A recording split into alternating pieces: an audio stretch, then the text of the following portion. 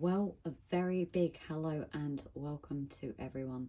This is my first ever YouTube video under Prescott Portraits. Now, a few of you will probably have come from my TikTok, has been my main one up until recently, my Instagram and Facebook accounts. But a lot of you on my lives have been asking for what kind of equipment I use for my graphite drawings. So we've created this as a help to anybody, so anybody also joining from YouTube, a very big welcome. And this is hopefully going to give people an idea of what kind of things you can produce with the equipment. So the first off thing I've got is for paper. Now I use two different types, both the Strathmore brand. I use the Bristol branding from it, and my A3 size is the smooth surface. I have a portrait I'm currently doing. This one isn't shared, it's more a private one, but it has been shown on a few of my lives. But another paper I use is the vellum surface. Both have their pros and cons. Now, if you're producing an image that is very soft, say a portrait, or something that's not out of focus, anything that you don't need as much detail, I would recommend the smooth surface. Now, this one doesn't really have any texture to it. It allows you to just glide through with your blending, where the vellum surface just gives you that little bit of texture when you're adding, so say with me, my pet portraits, when you're adding fur, details like that, and it's a valuable tool creating that depth within a smoother surface of your drawing, but there is a bit of texture inside it. So that's the paper to use off. Now, a brilliant pencils that I use, there's plenty of graphite pencils on the market. You know, it's all down to what you want to use, but the pencils I've been using are the Mars Lumograph Black.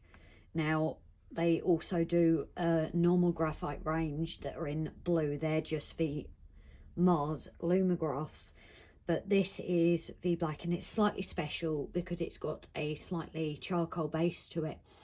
This is something a lot of graphite artists battle with, is the shine that you can get on pictures, but this, containing this, actually prevents a lot of it. It does take a while to get used to the pencils themselves, but once you do, you start to get this a bit easier. This is one of my portraits currently. A lot of progress has been made, but you might be able to see, as I've got used to the pencils, there is a higher shine at the top. These are both the same gradients now, this section and this section. But while I was getting used to the pencils, you notice that shine up here, but lower down you've not got that shine, or if you do, there's a very, very small amount. This is something that, you know, it's just having a practice with the pencils yourself, getting used to the feel of the pencils, how you hold them, how you draw with them.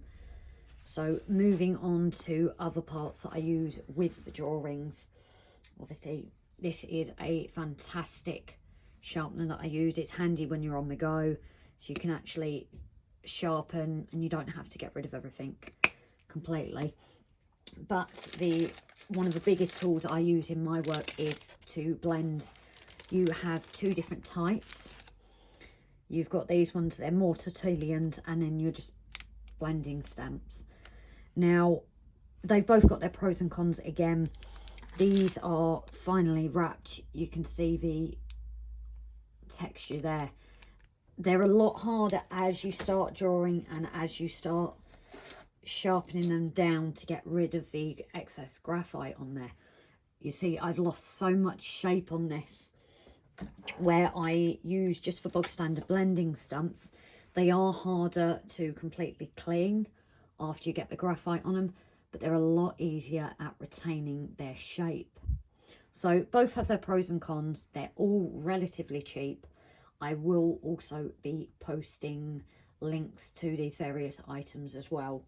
Obviously, I'm UK based, so some of the things might not be available or might be a different price. But when you use these blending stumps, another tool, this usually comes with the kit. It's basically sandpaper, and you use this to get rid of your excess graphite that has come off from your drawing. As you can see, it's actually come on here. But this then gives you a smoother but also a clear for when you are blending. So another handy piece of equipment I use is a eraser. You can get bog standard ones, but you have certain points in your pictures that you need minute areas sorting out or coming to whiskers. You need something a lot finer than just, say, a normal eraser.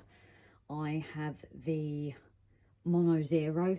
You can get this in 2 different types. You can get a circular point, or you can also get a square one. Now, I have both, but I tend to use this one a lot more, especially in this piece of drawing. This is something that is a vital tool, so I'm not getting rid of a big area. It's just purely that little fine area that I need. I hope that these help people with ideas if you're looking to start out. I have quite a few people that catch in on my lives, people that are just starting out, people that have been drawing quite a while. It's a really good little community on there, you know, and I'm very grateful for their support, and imagine a few of them will start checking in with these videos.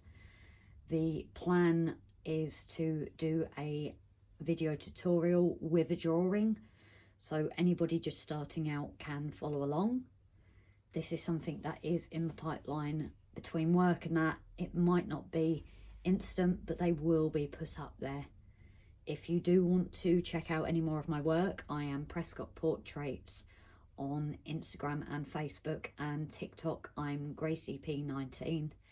The reason this is just my name is TikTok's always been the more relaxed space. It's the space where when I do my lives, you see the mistakes I'm making, any apprehension, which is again very normal when you're doing so well on a piece. You go to a new section and you just don't want to ruin what you've created.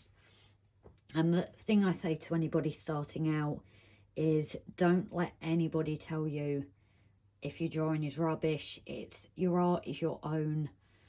Another way, when you start your drawings, I will go into this a lot more, but there's a big thing on tracing. You know, some people trace to start off with. You've got grid method or completely freehand. Out of all these 3 options, none of them is wrong. Don't let anybody tell you that. You know, sometimes the tracing gets you starting and gets you used to creating those shapes, those features like eyes. You know, it's all about having fun, having a practice. So I hope people that are new completely to Prescott Portraits, a very big welcome to you. I hope to see you further in as we start with the tutorials, and a big hello to all my followers over my social media, and a big thank you again to you all. You've all been a big support in me getting to where I am now. So thank you very much, everyone. I will see some of you over on TikTok, I imagine, and hopefully some new faces as well. Take care, everyone. Drop me any questions and I'll be happy to help you where I can. Thanks. Bye.